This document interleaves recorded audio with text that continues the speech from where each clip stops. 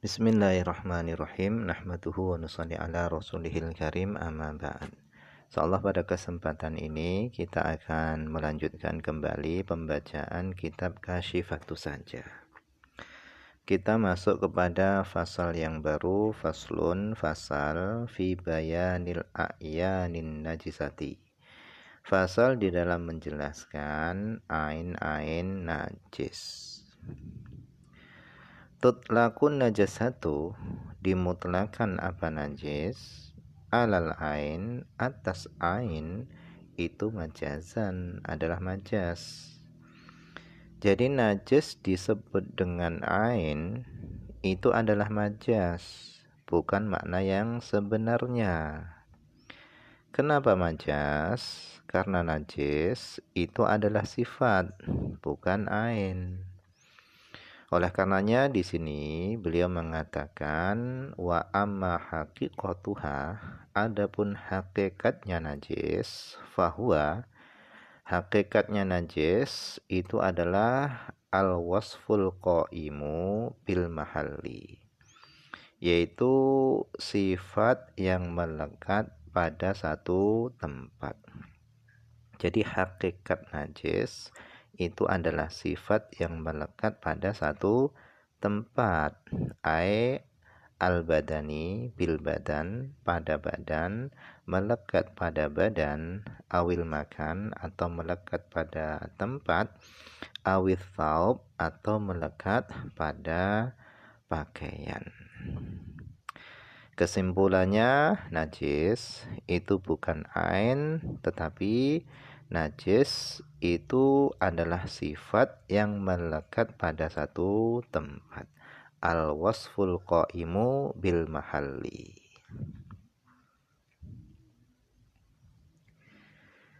Kemudian an-najasatu, adapun najis-najis itu salasun, itu ada 3. Jadi najis itu ada 3. Bil aqsamil mutarattibah, ada 3-nya najis tadi itu dengan pembagian-pembagian al-mutarattibah yang ditertibkan ala hukmiha, atas hukumnya najis tadi, wa ghusliha, dan atas membasuhnya najis tadi. Jadi najis jika dibagi sesuai urutan hukum dan membasuhnya itu ada 3. Ahaduha, yang pertama dari 3 najis tadi, yang pertama adalah mughalladhatun, mughalladah, najis mughalladah. Maknanya adalah musyaddadatun, najis yang musyaddadah, yang dikuatkan, yang diberatkan, dikuatkan atau diberatkan dalam hal apanya?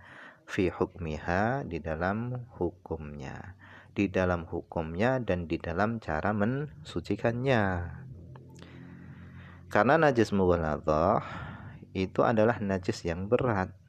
Berat di dalam apanya? Di dalam mensucikannya, yaitu harus dibasuh 7 kali, dan salah satunya dari 7 kali tadi itu dicampur dengan tanah. Jadi yang dimaksud dengan mughalladah ay musyaddadah itu fi hukmiha wa fi ghusliha. Kemudian yang kedua, wathaniha, yang kedua adalah mukhaffafah. Najis yang kedua namanya adalah najis mukhaffafah.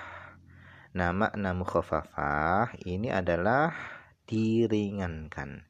Najis yang ringan.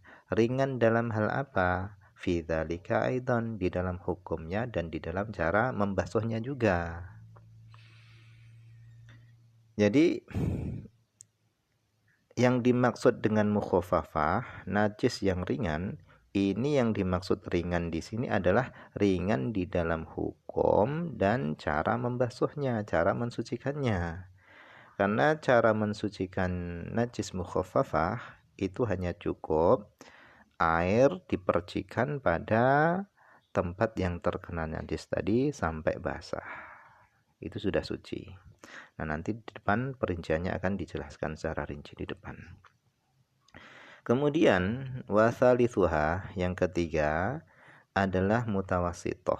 Najis yang ketiga adalah najis mutawasitoh. Mutawasitoh ini maknanya pertengahan. Pertengahan apa? Pertengahan bainal mughalladhah, antara mughalladhah wal mukhaffafah. Pertengahan antara najis mughalladhah dan mukhaffafah. Fi dzalika aidan, di dalam hukum dan membasuhnya juga. Pertengahan di dalam hukumnya najis tadi dan pertengahan di dalam membasuh najis tersebut. Jadi cara mensucikan najis mutawasitoh itu tengah-tengah antara najis mughalladhah dan najis mukhaffafah. Kesimpulannya, najis itu dibagi 3 macam semacam ini karena berhubungan dengan hukum dan cara mensucikannya. Jadi najis dibagi 3 semacam ini karena berkaitan berhubungan dengan hukum dan cara mensucikan najis tersebut. Kalau najis mughalladhah, cara mensucikannya itu berat karena harus dibasuh dengan 7 kali basuhan, salah satunya dicampur dengan tanah. Kalau mukhaffafah, cara mensucikannya itu ringan, yaitu cukup dipercikan air pada tempat najisnya. Kemudian yang ketiga itu adalah najis mutawasitoh, yaitu najis pertengahan. Cara mensucikannya itu tengah-tengah antara mughalladhah dan mukhaffafah.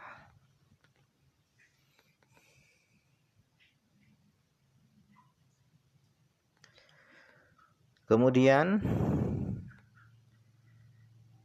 al-mughalladhatu. Sekarang kita akan masuk membahas kepada najis mughalladhah. Al-mughalladhatu, adapun najis mughalladhah itu najasatul kalbi. Itu adalah najisnya anjing. Walau mu'allaman, walau kanal kalbu mu'allaman, walaupun adanya anjing tadi itu mu'allaman yang sudah dididik.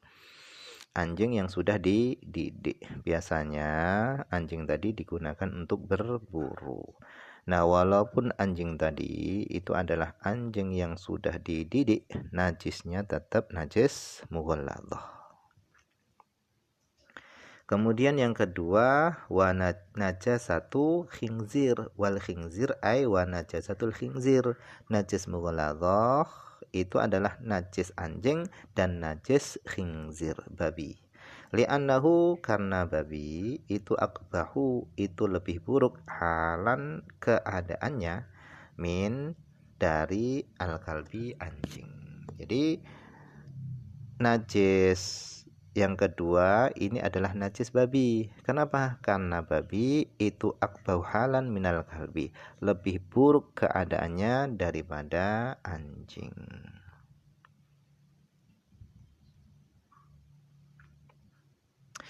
Karena la yahillu, tidak halal iqtina'uhu, memelihara babi, bihalin, sama sekali. Karena tidak diperbolehkan memelihara babi bihalin, sama sekali. Ma'a imkanil intifa'i bihi, bersama memungkinkan diambil manfaat bihi, dengan babi tadi. Binahwil hamli alaihi, dengan seumpama memuat barang alaihi, di atas babi tadi. Jadi walaupun babi tadi itu bisa diambil manfaatnya, misalnya untuk membawa barang yang berat dipikulkan di atasnya misalnya, tetap nggak boleh memelihara babi tadi. Berbeda dengan anjing yang mu'allaman tadi. Kalau anjing tadi itu sudah dididik untuk berburu misalnya, maka itu boleh.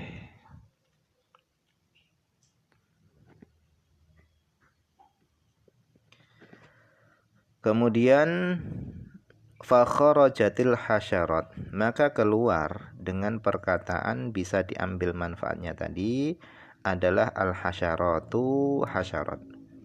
Nah, apa itu hasyarat? Hasyarat itu adalah wahia, adapun hasyarat itu adalah sigharut dawabil ardi, yaitu binatang kecil yang melata di bumi. Jadi hasyarat itu adalah binatang-binatang kecil yang melata di bumi. Fa innaha sesungguhnya hasyarat wa illam yahillah meskipun tidak halal iktinauha memelihara hasyarat tadi bihalin sama sekali nggak halal memelihara hasyarat tadi sama sekali, lakin akan tetapi la yumkinul al intifa'u biha, tidak mungkin mengambil manfaat biha dengan hasyarat tadi. Jadi kalau hasyarat di samping nggak boleh memeliharanya, hasyarat juga nggak bisa diambil manfaatnya.